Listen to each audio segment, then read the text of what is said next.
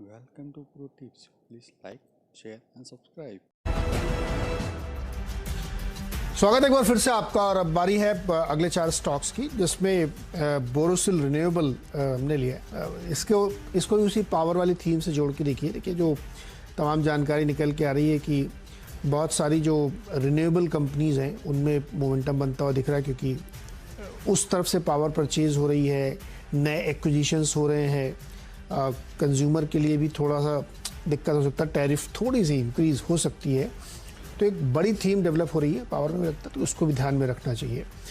Petronet LNG red में trade करेगा, उसके पीछे मैं आपको कारण बता देता हूँ। जो एलएनजी हम लोग इंपोर्ट करते हैं उसकी कॉस्ट बहुत ज़्यादा बढ़ गई है। उसकी वजह से फिच रेटिंग को ऐसा लगता है कि 2022-23 में जो कंजम्पशन गैस कंजम्पशन की ग्रोथ है वो सिर्फ 5% रहेगी। पहले का अनुमान 7% का था। 7 से 5 बहुत सीवियर करेक्शन है ये, जो अनुमान के हिसाब से दिख रहा है।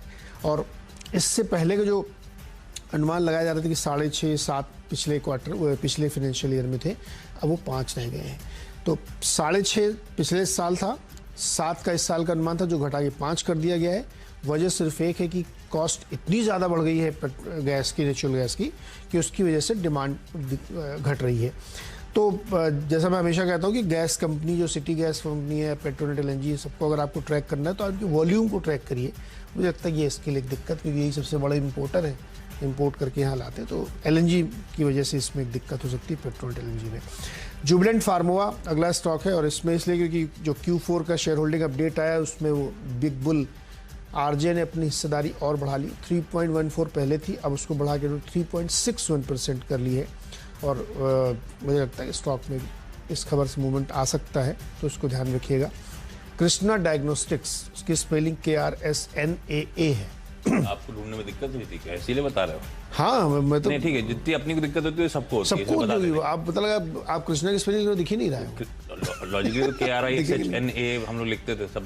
तो ये इस स्पेलिंग से ढूंढिएगा इसको। इसलिए अभी जो पूरी कहानी आशीष ने आपको समझाई कि दिल्ली डिजास्टर मैनेजमेंट की मीटिंग है, ये केसेस बढ़ रहे हैं, और इनके लिए एडवांटेज ये है कि अब ये पैन इंडिया है और बहुत सारे सरकारी अस्पतालों में काम करते हैं, जहाँ पे ये अपनी टेक्नोलॉजी और अपने सारे सिस्टम लगाते हैं। मुझे लगता है इसको ध्यान रखना चाहिए। अब तमाम डायग्नोस्टिकल स्टॉक्स में मोमेंटम आ सकता है। सही स्पेलिंग क्या है? ये दिखने में अच्छी लग रही, कृष्णा। वो कृष्णा है, ये ठीक है, वही है तो वही। आजकल स्वैग होता है, कुछ भी स्पेलिंग करो आप। हाँ। अच्छा, अब सब मिड कैप्स या छोटी कंपनीज हैं, तो थोड़ा बहुत कॉशियसली ट्रेड करिएगा। इनको स्क्रीन पे ऐड करके रखिएगा, उसके याद से ही इनको रखिएगा। और अगर कहीं ट्रेड ले रहे हो, मुनाफा आ रहा हो, तो एग्जिट करना है। HBL पावर सिस्टम में इसको मैंने रेड में कैटेगराइज करा है, पर छोटी कंपनी है, कहीं भी घूम सकती है। अब ये बैंगन ट्री ग्रोथ कैपिटल ने कल दरअसल 22 लाख शेयर से ज्यादा इस कंपनी के बेचे। तो FIs जो एग्जिट कर रहे हैं, पी प्लेयर्स जो एग्जिट कर रहे हैं, वो सिर्फ बड़े स्टॉक से नहीं, कई सारे छोटे स्टॉक से भी मैसिव एग्जिट हो रहे हैं।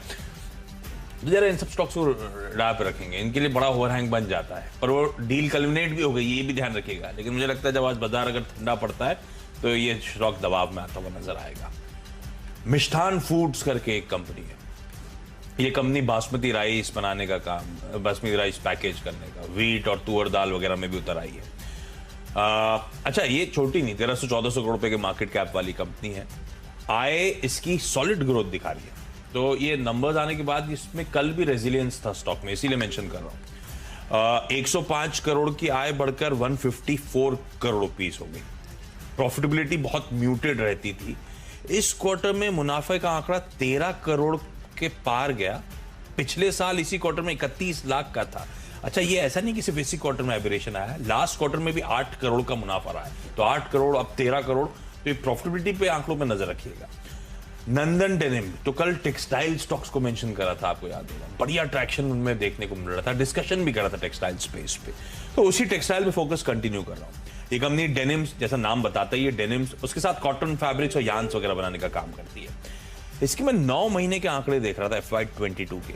ऑलरेडी FY21 के पूरे नंबर्स को हैंडसमली सरपास कर दिया है 9 महीने में। अभी एक क्वार्टर की अर्निंग्स बची हुई है। इस तरह से टेक्सटाइल स्टॉक्स अच्छा मूव कर रहे हैं, पर कल ये बाजार के साथ दबाव में आया था। खुलने दीजिएगा, देखिएगा किस तरह का बिहेवियर है।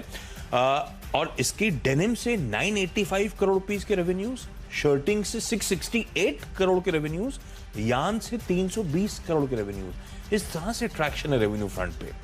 स्पार्क, एक और छोटी कंपनी, सन फार्मा एडवांस रिसर्च, वो सन फार्मा का आम R&D वाला, कल यहां पे 1 करोड़ से ज्यादा प्लेज शेयर्स रिलीज हुए हैं।